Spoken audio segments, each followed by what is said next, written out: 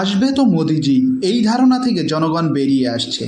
চতুর্থ দফার ভোট শেষে ভারতীয় জনতা পার্টির ক্ষমতায় আসা এক প্রকার চ্যালেঞ্জ হয়ে দাঁড়িয়েছে। গত লোকসভায় বিজেপির আসন ছিল 303 আর এনডিএ জোটের ছিল 353 আসন। এইবার কোন রাজ্য থেকে কত লস হচ্ছে? কর্ণাটক 28টির মধ্যে 26টি আসন ছিল আর এইবারে কমসে কম 10টি আসন লস। মহারাষ্ট্রে 48-এর মধ্যে 41টি আসন ছিল। এনডিএ এখানে কমসে কম 20টি আসন কম পাচ্ছে এবছরে। রাজস্থান, গুজরাট এখান থেকে 51টি আসনের মধ্যে 51টি আসন হয়েছিল বিজেপির। এইবার কমসে কম 10 আসন এখান থেকেও হারাচ্ছে। হরিয়ানা, পাঞ্জাব, চণ্ডীগড়, দিল্লি, হিমাচল প্রদেশ এই সব মিলিয়ে সব কটি থেকে কমসে কম হলেও 10টি আসন কম হচ্ছে। এইবার আসুন মধ্যপ্রদেশ ও ছত্তিশগড় আর ঝাড়খণ্ড, এই রাজ্যগুলি মিলিয়ে কমসে কম 10 আসন লস। থাকলো বাকি উত্তরপ্রদেশ আর উত্তরাখণ্ড। এখান থেকে গতবার আসন ছিল 64 আর উত্তরাখণ্ডের 69, এখান থেকেও নিম্ন হলেও 15টি আসন কমছেই। থাকলো বিহার, এখানে গতবার 40টির মধ্যে 39টি আসন, এখান থেকেও কমসে কম 15টি আসন কমছে। তাহলে এই রাজ্যগুলি থেকে মোট লস হলো কত? 90টি আসন। এইবার আমাদের রাজ্য আর পুরো উত্তর পূর্ব ভারত সাথে ছোট ছোট সব কেন্দ্রশাসিত অঞ্চল মিলিয়ে 2019 সালে পেয়েছিল 37টি আসন।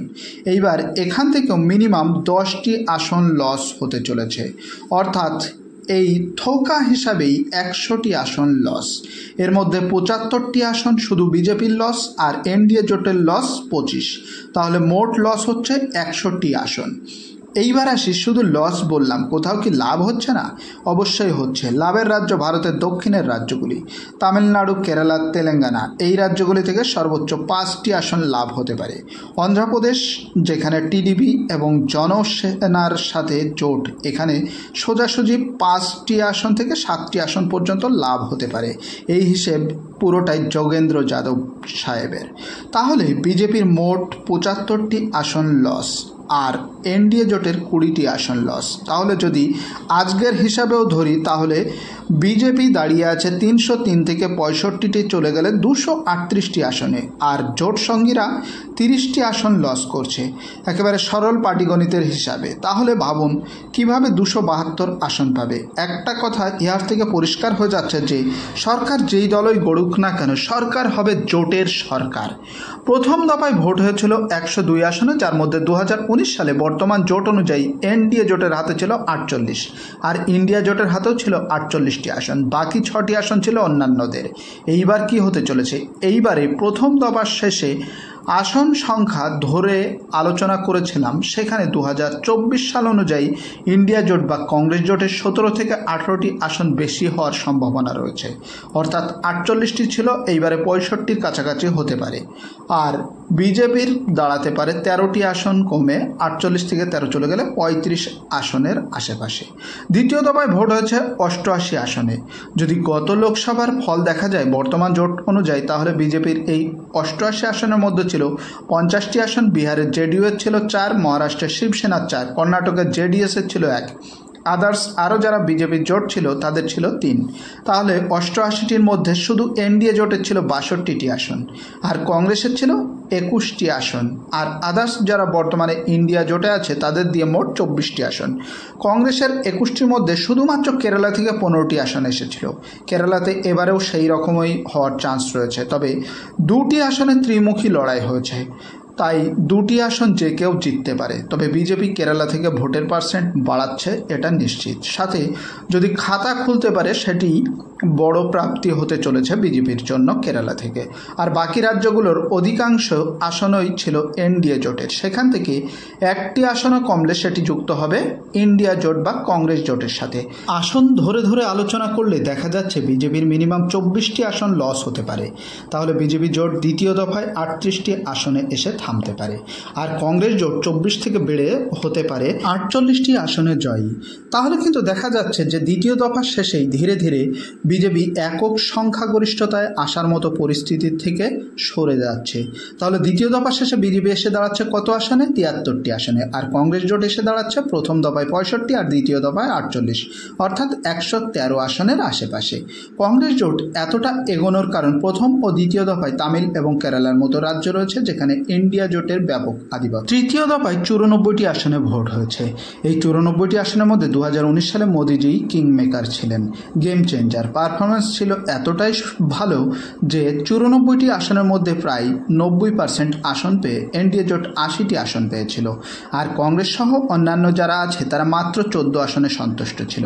আসলে এই চরণে গুজরাট এবং কর্ণাটকের মতো রাজ্য ছিল যেখানে 54টি আসনের মধ্যে 53টি আসনে বর্তমান যে জোট এনডিএর হাতে ছিল। তাহলে 90% আসন এবারেও কি তৃতীয় দফায় পেতে পারে?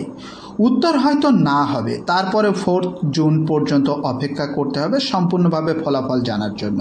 তৃতীয় দফায় কিন্তু ইন্ডিয়া জোট বেশ কয়েকটি আসন বেশি পেতে চলেছে। প্রায় সমস্ত বিশ্লেষণে উঠে আসছে কর্ণাটক ও রাজস্থানে ভালো পারফরমেন্স করেছে কংগ্রেস, তাই গতবারের থেকে প্রায় 20 থেকে 25টি আসন বাড়তে চলেছে, যার ফলে কংগ্রেস জোট তৃতীয় দফার শেষে পৌঁছাতে পারে 147 আসনে, অর্থাৎ তৃতীয় দফায় 96টি আসনের মধ্যে 34টি আসন পেতে পারে ইন্ডিয়া জোট। আর বিজেপি পৌঁছাতে পারে 130 আসনে, অর্থাৎ তৃতীয় দফায় 96টি আসনের মধ্যে 57টি আসন পেতে পারে এনডিএ বা বিজেপি জোট। এইবার আসে চতুর্থ দফা। এই দফায় সুযোগ ছিল এনডিএ জোট বা বিজেপি জোটের কাছে আসন বাড়ানোর, কারণ যে আসনগুলিতে ভোট হয়েছে চতুর্থ দফায় তার বেশিরভাগ আসনেই গত বছরে বর্তমান যে ইন্ডিয়া জোট হয়েছে তার বাইরের আসন। তেলেঙ্গানায় বিআরএসের, ওড়িশায় বিজেডির, অন্ধ্রপ্রদেশে ওয়াইএসআর সিপিএর। আর এই দলগুলি জোটের সমর্থনে এবছরেও নেই, কোনো দলের জোটে নেই। এনডিএ জোটের আসন বাড়ানোর বেশ সম্ভাবনা রয়েছে। এমনকি হিন্দি বলায় যে আসনগুলি কমতে পারে তার মেকআপ দেওয়ার মতো রাজ্য ছিল এইগুলি। গতবার চতুর্থ দফা 96টি আসনের মধ্যে 48টি আসন পেয়েছিল বিজেপি জোট। তবে এইবার কি হতে চলেছে? 48 আসন ধরে রাখা কঠিন হয়ে যাচ্ছে। এখানেও লসের মুখ দেখতে হচ্ছে এনডিএ জোটে, তবে লস এমন বেশি নয়। গতবারের 48 থেকে মাত্র 11টি আসন কমতে পারে এখানে। আর ওইদিকে কংগ্রেস জোটের হাতে যেতে পারে 33টি আসন। যাই হোক, একটা ওভারঅল ধারণা দিলাম। এইবার চলুন এর সত্যতা কতদূর। আগের ভিডিওতে আসন ধরে ধরে বলেছিলাম, এই ভিডিওতে রাজ্যগুলি উল্লেখ করে বলছি। তামিলনাড়ু গতবারের চেয়ে আসন এইবারে একটি বাড়তে চলেছে, অর্থাৎ ইন্ডিয়া জোট 39-এ 39। কেরালা এখানে 20-তে 20, কারণ সিপিআইএম কংগ্রেস ছাড়া অন্য দলের কোনো আসন পাওয়ার সম্ভাবনাই নেই। রাজস্থান ভোট সম্পন্ন হয়ে গেছে, যার জন্য বলাই যায় এখানে মিনিমাম 10টি আসন পেতে চলেছে কংগ্রেস জোট 25টি আসনের মধ্যে। আর উত্তরাখণ্ড এখান থেকে 5 আসনের 1টি ইন্ডিয়া জোট, বাকি 4টি পেতে পারে বিজেপি। পরের রাজ্য কর্ণাটক, এখান থেকে বেশ লসের মুখ দেখতে চলেছে বিজেপি। কর্ণাটক এখান থেকে মোট 28টি আসনের মধ্যে 13টি আসন পেতে পারে ইন্ডিয়া জোট এই বছরে। গুজরাট বেশ কয়েকটি আসনের লড়াই হচ্ছে, তবুও 26-এর 26টি আসনে গুজরাট বিজেপি জিতবে ধরে এগোনোই ভালো। গোয়া এখানে 2টি আসনের 1টি বিজেপি 1টি কংগ্রেস। অন্ধ্রপ্রদেশ এখানে চতুর্থ দফায় ভোট সম্পন্ন হয়েছে, এখানে বিজেপি, টিডিপি আর জনসেনা জোট পেতে পারে 7টি আসন, বাকি 18টি আসন এবছরেও ওয়াইএসআর কংগ্রেস পেতে পারে। তারপরে আসি তেলেঙ্গানা, এখানেও ভোট সম্পন্ন হয়েছে। 17 আসনের মধ্যে 10টি কংগ্রেস, 4টি বিজেপি আর 2টি বিআরএস, 1টি আইএমএম পেতে পারে। পরের রাজ্য আনপ্রেডিক্টেবল রাজ্য, যেখানে বিজেপি বলছে মিশন 80 আর পরিসংখ্যান বলছে অন্য কিছু। এখানে 4 দফায় মোট 39টি আসনে ভোট হয়েছে, যার মধ্যে 19টি আসন ইন্ডিয়া জোটের হাতে আর 20টি আসন এনডিএ জোটের হাতে। উত্তরপ্রদেশ থেকে বিহার গতবার ঝাড়ু লাগিয়ে দিয়েছিল বিজেপি, এইবার 4 দফায় মোট 19 আসনের ভোট হয়েছে, যার মধ্যে 12টি আসন ইন্ডিয়া জোটের দখলে যেতে পারে আর 7টি আসন কংগ্রেস জোটের হাতে যেতে পারে বলে সম্ভাবনা দেখা দিচ্ছে। মহারাষ্ট্র, আসল খেলা তো এখানে চলছে গুজরাটি আর মারাঠিদের মধ্যে। 4 দফা শেষে এখানে মোট 35টি আসন, যার মধ্যে কংগ্রেস জোট পেতে চলেছে 18টি আসন আর 17টি আসন এনডিএ বা বিজেপি জোটের হাতে যেতে চলেছে। মধ্যপ্রদেশ গতবার 29-এ 28, এইবার 4 দফায় মোট 28টি আসনে ভোট হয়েছে, যার মধ্যে 4টি আসন পেতে পারে কংগ্রেস জোট, বাকি 24টি আসন বিজেপি। ছত্তিশগড় মোট 10 আসনে ভোট হয়েছে, যার মধ্যে 5টি আসন কংগ্রেস পাওয়ার সম্ভাবনা তৈরি হয়েছে। পশ্চিমবাংলা এখানে মোট 18টি আসনে ভোট হয়েছে, যার মধ্যে তৃণমূল কংগ্রেস পেতে পারে 14টি আসন, 1টি কংগ্রেস আর 3টি বিজেপি। আসাম, এখানে মোট ভোট হয়েছে 14টি আসনে, যার মধ্যে 8টি আসন পেতে পারে বিজেপি, কংগ্রেস 4টি আর অন্যান্যরা 2টি। ঝাড়খণ্ডে 4 আসনের 2টি কংগ্রেস, 2টি এনডিএ জোট। উড়িষ্যায় 4 আসনের 1টি কংগ্রেস, বাকি 3টি বিজেডি। পরিস্থিতি যা, তাতে 380টি আসনের মধ্যে এইবার কংগ্রেস জোট পেতে পারে প্রথম দফায় 65, দ্বিতীয় দফায় 48, তৃতীয় দফায় 34, চতুর্থ দফায় 34, অর্থাৎ মোট 181টি আসন।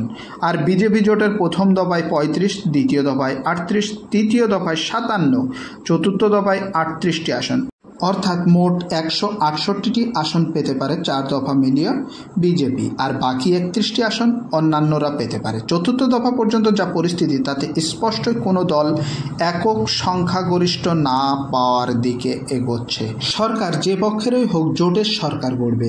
ভিডিও ভালো লাগলে প্লিজ একটি লাইক করে দেবেন, শেয়ার উইথ ইউর প্রিয়জন।